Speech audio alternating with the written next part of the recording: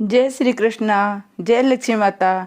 आज हम लक्ष्मी माता के व्रत की विधि और व्रत की कथा सुनेंगे कि शुक्रवार को वैभव लक्ष्मी के व्रत किए जाते हैं, उनके नियम क्या है और उनकी कथा क्या होती है। जिस तरह हम जानते हैं कि जिंदगी में हर चीज जो नियमानुसार की जाए वह पूर्ण फलदायक होती है, इसी तरह वैभव लक्ष्मी व्रत का भी पूर्ण फल लेने के लिए इसके लिए कुछ नियमों का पालन करना चाहिए। माँ लक्ष्मी का व्रत शुक्रवार के दिन रखना चाहिए। व्रत रखने के लिए पहले अपने मन और विचारों को शुद्ध करें। व्रत के शुक्रवार को स्त्री रसवला हो या शुद्ध की हो तो शुक्रवार छोड़ देना चाहिए। व्रत करते समय ये स्वार्थ मन में न रखे कि मुझे धन प्राप्त करना है, बल्कि ये सोचकर व्रत रखे मुझे माँ लक्ष्मी को प्रसन्न करना है। माँ लक्ष्मी के लिए 21, 31, 51 या 101 व्रत अपने श्रद्धा के अनुसार व्रत रख सकते हैं। व्रत संपूर्ण हो जाने पर 7 कन्याओं को भोजन कराए। लक्ष्मी पूजन करने के पश्चात भोजन कराना चाहिए। हर व्रत संपूर्ण होने पर माँ वैभव लक्ष्मी व्रत कथा 11, 21, 51 अथवा पुस्तकें दे अपने मित्र और संबंधियों में अवश्य बांटे। माँ लक्ष्मी के अनेक रूप हैं जो इस पुस्तक के आरंभ में ही चित्रों के रूप दिए गए हैं। श्रीयंत्र को यदि आप प्रणाम करते हो, समझ लो माँ लक्ष्मी के हर स्वरूप को आपने प्रणाम कर लिया। श्रीयंत्र भी पुस्तक के अंदर दिया होता है। अपने पुस्तक या अपने पूजा घर में श्रीयंत्र हो तो उसको प्रणाम करें। व्रत के दिन सुबह से ही मन में जय माँ लक्ष्मी, जय माँ लक्ष्मी का पाठ करते रहना चाहिए। व्रत पूर्ण होने पर ओम श्री लक्ष्मी देवे नमः, ओम श्री वैभव लक्ष्मी नमः का जप 108 बार करना चाहिए और लक्ष्मी माता का स्मरण करते हुए सारा दिन उपवास रखे, पूजा करें और प्रसाद का भोग लगाए। वैभव लक्ष्मी माता के व्रत की हम कथा सुन रहे हैं। इस संसार के प्रारंभ से ही देवी देवताओं ने अपने चमत्कारों से अपने भक्तों और श्रद्धालुओं का उद्धार किया है। ऐसी महिमाओं का वर्णन हमने अक्सर सुना है। माँ श्री वैभव लक्ष्मी जी की महिमा भी सर्व मनोकामना पूर्ण करने वाली, सर्व सुख देने वाली है। उनकी महिमा का वर्णन हम ध्यान पूर्वक सुनते हैं। आज हम ये कथा एक बहुत विशाल नगर की है। इस नगर में तरह तरह के लाखों लोग रहते थे। सभी धर्मों के लोग वहाँ पे रहते थे। सभी ने अपने अपने धंधे, कारोबार, व्यवसाय थे। किसी को किसी के परवाह कब थी, क्योंकि किसी के पास इतना समय नहीं था। धार्मिक कार्य, भजन कीर्तन, भक्ति भाव, दया, धर्म, परोपकार जैसे नेक संस्कारों की वहाँ पे कमी थी। भ्रष्टाचार, लूट मार, चोर डकैती का बोलबाला था। देश के कोने कोने से लोग रोजगार की तलाश में इस नगर में आते थे। कहते हैं धर्म और सद्भावना का अंश कभी समाप्त नहीं होता। ऐसे बुरे लोगों में कुछ अच्छे लोग भी रहते हैं। इन अच्छे लोगों में विमला और उसके पति की गृहस्थी भी चल रही थी।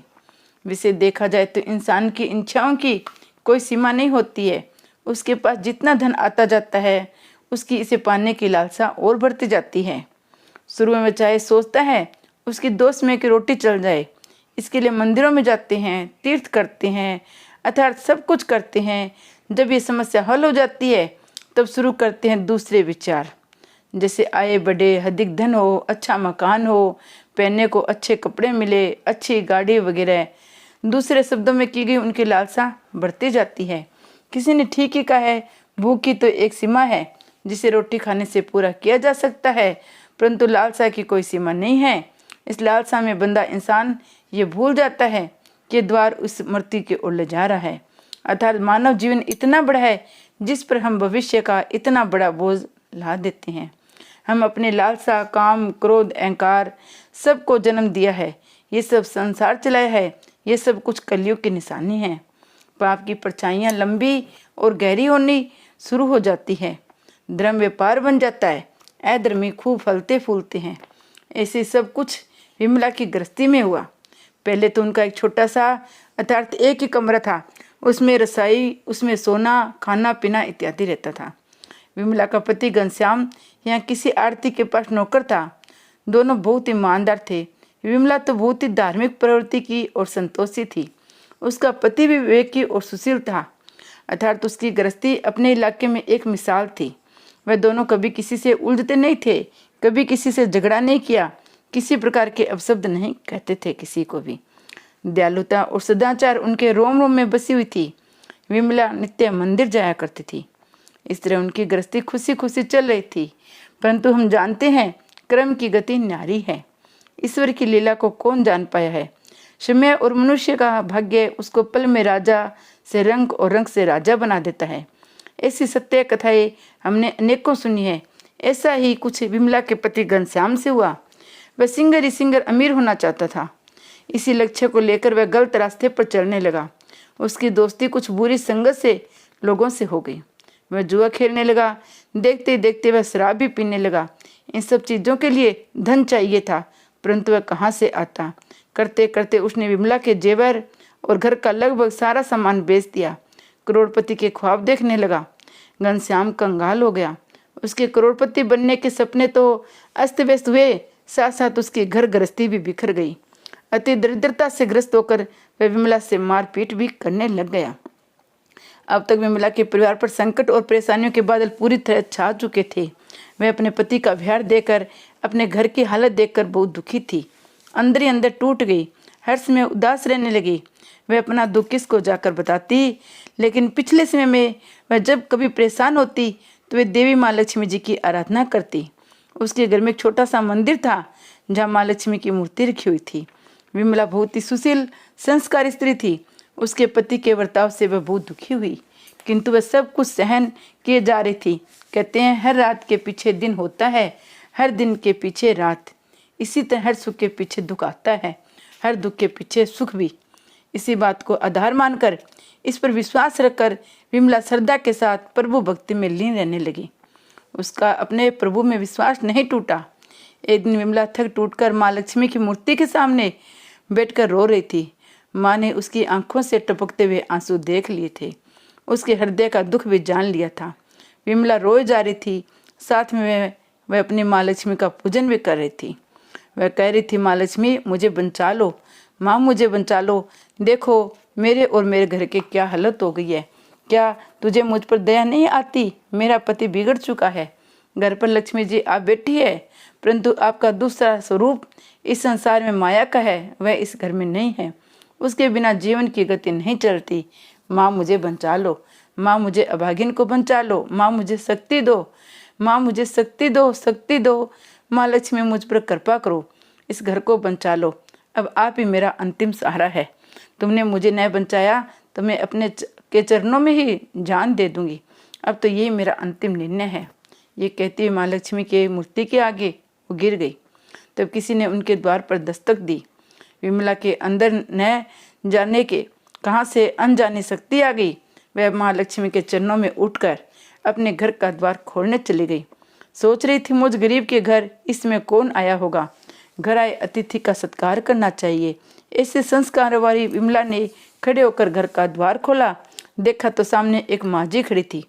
उम्र में वह कुछ बड़ी थी। उनके चेहरे पर अलौकिक तेज अजीब सा था। उनकी आंखों में मानो अमृत बह रहा था। उनको देखते देखते विमला के मन में उदार शांति छा गई, क्योंकि उनके चेहरे से करुणा और प्यार झलक रहा था। उनको देखकर विमला के रोम रोम में आनंद सा छा गया। विमला ने माँ जी को आदर सहित भीतर आने को कहा। उन्हें बैठने के लिए बिछौना भी दिया। आसन ग्रहण करने के पश्चात माँ जी ने विमला से पूछा, क्यों मुझे पहचाना नहीं? विमला ने कुछ हिचकिचाहट के साथ कहा, माँ आपको देखते ही मुझे बहुत खुशी हो रही है, अपार शांति भी मिल रही है। ऐसा महसूस हो रहा है शायद मैं जिसे ढूंढ रही थी वह मुझे मिल गई है, पर मैं आपको पहचान नहीं सकती। माँ जी ने हंसकर और प्यार से कहा, क्यों मुझे भूल रही हो? हर शुक्रवार को लक्ष्मी जी के मंदिर में भजन कीर्तन होते हैं, तब भी मैं वहीं होती हूँ और वह हम हर बार मिलते भी हैं। जब से पति ने गलत रास्ता अपनाया था, विमला ने मंदिर जाना भी छोड़ दिया था। वह किसी से मिलती भी नहीं थी, यहाँ तक कि किसी से नज़र मिलाने में भी वो संकोच कर रही थी। तभी माँ जी ने प्यार से कहा, तुम लक्ष्मी जी के मंदिर में कितना मधुर से कीर्तन करती थी, भजनों में सभी का मन मोह लेती थी। अब तुम वहाँ दिखाई नहीं देती हो। तुम किस हाल में हो, इसे देखने के लिए मैं खुद तेरे घर चली आई हूँ। माँ जी के मुख से इतने प्रेम भरे शब्द सुनकर विमला का हृदय गदगद हो उठा, क्योंकि जिस हाल में विमला रह रही थी उस हाल में माँ जी के इतने करुणा भरे शब्द उसके लिए जैसे रोते बिलखते हुए बच्चे के लिए माँ की गोद के समान थे। विमला की आंखें आंसुओं से भर गई। माँ जी के सम्मुख बैठकर वह बिलख बिलख कर रोने लगी। ये सब देखकर माँ जी ने विमला की पीठ पर प्यार भरा हाथ फेरकर सांत्वना देते हुए कहा, बेटी ये संसार तो सुख और दुख का संगम है। सुख और दुख तो धूप और छांव के समान है। जैसे रात के पीछे दिन और दिन के पीछे रात आती है, वैसे हर सुख के पीछे दुख और दुख के पीछे सुख आते हैं। धैर्य से काम लो बेटी, बता तुझे क्या दुख है। इतनी बात सुनकर विमला ने अपनी अवगति की पूर्ण कथा माँ जी को बता दी। बेटी, कर्म की गति न्यारी होती है। हर इंसान को अपने अपने कर्मों का फल मिलता है, इसलिए तुम अधिक दुखी मत हो। अब तुम अपने बुरे कर्मों को फल भुगत चुकी हो, अब तुम्हारे अच्छे दिन आने वाले हैं। तुम तो माँ लक्ष्मी की भक्तिन हो। माँ लक्ष्मी जी तो प्रेम और करुणा के अवतार हैं। यदि तुम अपने मन की शांति अथवा गृह गृहस्थी चलाने के लिए लक्ष्मी जी को प्राप्त करना चाहती हो तो वैभव लक्ष्मी जी का व्रत करो। इस व्रत के करने से तुम्हारी हर मनोकामना पूर्ण हो जाएगी, तुम्हारे सब संकट दूर हो जाएंगे। वैभव लक्ष्मी का व्रत सुनकर विमला के चेहरे पर चमक आ गई। उसने बड़ी उत्सुकता से पूछा, यह व्रत कैसे किया जाता है, ये मुझे समझाइए, मैं ये व्रत अवश्य करूंगी। माँ जी ने बताया, बेटी ये व्रत बहुत सरल है। अगर इसे पूरे शास्त्रीय तरीके और पूर्ण विधि विधान से किया जाए तो माँ लक्ष्मी की अपार कृपा से घर में हर सुख संपत्ति और यश प्राप्त होता है। ऐसा कहकर माँ जी वैभव लक्ष्मी व्रत की विधि कहने लगी। बेटी ये व्रत वैसे तो सीधा साधा है, किंतु कई लोग इसे गलत तरीके से करते हैं, अतः उसका पूर्ण फल नहीं पाते हैं। कुछ लोगों को मानना है सोने की हल्दी और कुमकुम से पूजा करो बस व्रत हो गया, पर ऐसा कुछ नहीं है। किसी भी व्रत का पूर्ण फल पाने के लिए उसे पूर्ण विधि विधान शास्त्रीय ढंग से करना चाहिए। व्रत पूर्ण होने के बाद उसका उद्यापन भी शास्त्रीय विधि मुताबिक करना चाहिए, तभी ये वैभव लक्ष्मी व्रत पूर्ण फल देता है। इस व्रत को शुक्रवार के दिन करना चाहिए। सुबह सबसे पहले स्नान करके सबज कपड़े पहनने चाहिए। सारा दिन जय माँ लक्ष्मी का जप करते रहना चाहिए। किसी की बुराई, निंदा, चुगली आदि का परहेज रखना चाहिए। शाम को पूर्व दिशा में मुख करके आसन पर बैठ जाए। सामने पाटा रखकर उसके ऊपर साफ सुथरा वस्त्र बिछाकर उस पर चावल का छोटा सा ढेर करे। उस ढेर के ऊपर पानी से भरा तांबे अथवा चांदी का कलश रखकर उस पर एक कटोरी रखे। उस कटोरी में सोने का कोई गहना रखे। अगर घर में सोना न हो तो कोई चांदी का गहना रखो। अगर चांदी भी न हो तो रोकड़ का रुपया ही रखना चाहिए। तब घी का दीपक जलाकर धूप बत्ती भी सुलगा कर रखो।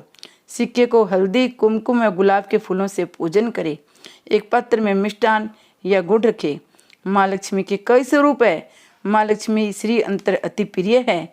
वैभव लक्ष्मी में पूजन करते समय सर्वप्रथम सच्चे दिल से श्री अंतर लक्ष्मी जी के दर्शन करना चाहिए। इससे लक्ष्मी जी विविध स्वरूपों की छवि माँ के सामने आती है। उसके बाद लक्ष्मी सत्वन की स्तुति करे, लक्ष्मी चालीसा का पाठ करे। तत्पश्चात घी और आटे चीनी को भूनकर बनाया गया प्रसाद, जिसमें केले के टुकड़े भी हो, माँ लक्ष्मी की आरती करके उस प्रसाद को श्रद्धा पूर्वक लोगों में बांट दे। प्रसाद बांटते समय भी जय माँ लक्ष्मी बोलते रहना चाहिए। इस व्रत को इस विधि अनुसार निरंतर 11, 21 या 51 शुक्रवार करना चाहिए। अगर आप में शक्ति हो तो सारा दिन उपवास करना चाहिए। सूर्यास्त होने के पश्चात माँ की उपासना करके जब प्रसाद बांट ले तो आप भोजन भी ग्रहण कर सकते हैं। बाद में माँ के आगे पड़े चावल पक्षियों को डाल दे। कलश का पानी तुलसी जी की क्यारी में डाल देना चाहिए। इस तरह शास्त्रीय विधि से व्रत करने पर उसका फल अवश्य मिलता है। इस व्रत के प्रभाव से सब प्रकार की विपत्ति दूर हो जाती है। आदमी माला माल हो जाता है। संतान न हो उसे संतान प्राप्ति होती है। भाग्यवती स्त्री का सौभाग्य अखंड रहता है। कुंवारी लड़की को उसका मन भावन पति मिलता है। व्रत पूर्ण होने पर अर्थात जितने शुक्रवार की मन्नत मांगी हो उसके पूरा होने पर व्रत का उद्यापन शास्त्रीय विधि अनुसार करना चाहिए। माँ जिनका ये विधि मैं तुझे बताती हूँ। आखिर शुक्रवार को खीर अथवा नैवेद्य रखो। हर शुक्रवार की तरह पूजा विधि करनी चाहिए। पूजन करने के बाद नारियल फोड़े। 7 छोटी कन्याओं को घर बुलाकर उन्हें कुमकुम का तिलक लगाकर प्रसाद दे। उन्हें उनका मनपसंद भोजन खिलाए। उसके बाद उनसे वैभव लक्ष्मी व्रत की महिमा बताए। वैभव लक्ष्मी व्रत की एक एक पुस्तक भी अवश्य बांटे। इस दिन मित्र और संबंधियों को भी अपनी श्रद्धा और सामर्थ्य अनुसार वैभव लक्ष्मी व्रत की कथा पुस्तक अवश्य देनी चाहिए। इसके बाद धन लक्ष्मी स्वरूप वैभव लक्ष्मी स्वरूप माँ लक्ष्मी जी छवि को प्रणाम करे। माँ लक्ष्मी जी का ये स्वरूप वैभव देने वाला है। प्रणाम करते समय मन ही मन भावुकता से माँ को प्रार्थना करते समय कहे, हे माँ लक्ष्मी, हे वैभव लक्ष्मी, मैंने सच्चे हृदय से आपका वैभव लक्ष्मी व्रत पूर्ण किया है। हे माँ, हमारी जो भी मनोकामना मैंने की है वो पूर्ण करो। मनोकामना सिंगर अति सिंगर पूरी करो। आप तो कल्याणकारी है, हम सबका कल्याण करो। माँ, आपकी महिमा अपरंपार है। माँ जी के पास से सर्वो कामना पूर्ण करने वाले वैभव लक्ष्मी व्रत का शास्त्रीय विधि सुनकर विमला भाव भोर उठी। उसको महसूस हुआ जैसे उसे सुख मार्ग मिल गया और अब तक वह ऐसे ही भटकती रही। उसने आंखें बंद करके माँ वैभव लक्ष्मी का ध्यान किया और माँ जी द्वारा बताए गए शास्त्रीय विधि पूर्ण नियम अनुसार इस कल्याणकारी व्रत को 21 शुक्रवार करने का पूरा होने पर उसका उद्यापन करने का संकल्प लिया। विमला ने संकल्प करके जैसे ही आंखें खोली, उसके सामने किसी को न पाया, अर्थात माँ जी ओझल हो गई। वह हैरान हो गई, माँ जी कहाँ गई। तब वह समझ गई ये माँ जी और कोई नहीं थी, साक्षात लक्ष्मी माँ ही आई थी।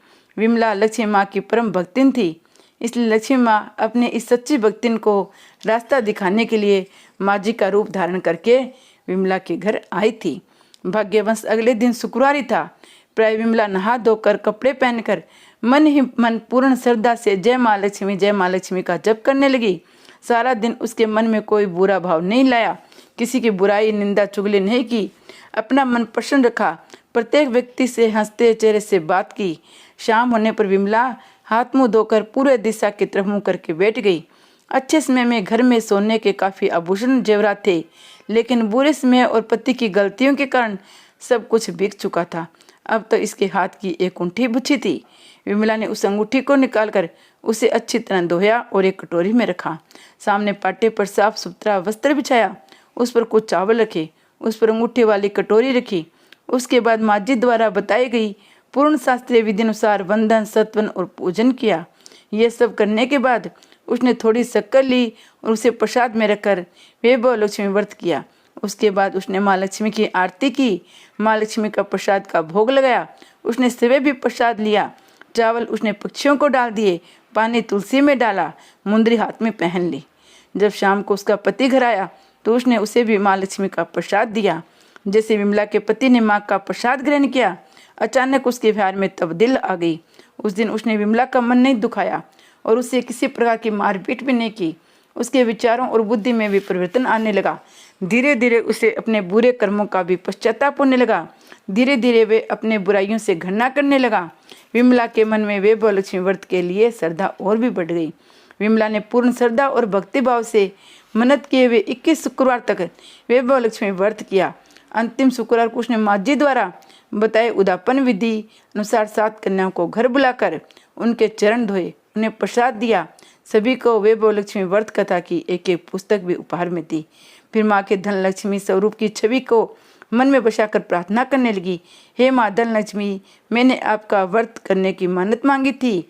आज आप अपार कृपा से मैंने ये व्रत पूर्ण किया है। हे माँ, मेरी हर विपत्ति दूर करो, हम सबको अपनी कृपा पर पूर्ण कल्याण करो। जो भी प्राणी आपका वैभवशाली व्रत करे उसकी मनोकामना पूर्ण करो। जिसे संतान न हो उसे संतान दे। सौभाग्यवती स्त्री का सौभाग्य अखंड रहे। कुंवारी लड़की को मन भावन पति देना, सबको सुखी करना। हे माँ, आपकी महिमा अपरंपार है। ऐसे कहते हुए उसने लक्ष्मी जी के धन लक्ष्मी स्वरूप को प्रणाम किया। इस प्रकार विमला ने शास्त्रीय विधि से वैभव लक्ष्मी व्रत उद्यापन सहित किया, अपनी मनोकामना पाई। उसका पति अब तक पूरी तरह सुधर चुका था। उसने शराब, जुआ इत्यादि सभी आदतें छोड़ दी थी। वह विमला को पूर्ण स्नेह देने लगा। वह फिर से मेहनत करने लगा। धीरे धीरे उनके अच्छे दिन फिर आ गए। घर का जो सामान बुरे दिनों में उसकी बुराइयों के कारण बिक गया था वह फिर आ गया। जो गहने जेवरात उसने गिरवी रखे थे वह भी उन्होंने छुड़ा लिए। व्यवसाय में भी उनको मुनाफा अधिक होने लगा। घर में पूर्ण सुख शांति और धन की बाढ़ आ गई। वैभव लक्ष्मी व्रत का प्रभाव देकर उनके मित्र, संबंधी, मोहल्ले के दूसरे लोगों ने भी अपने मनोकामना की प्राप्ति के लिए शास्त्रीय विधि से इस व्रत को किया।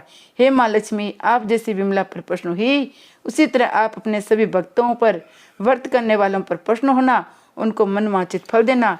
जय माँ धन लक्ष्मी की जय।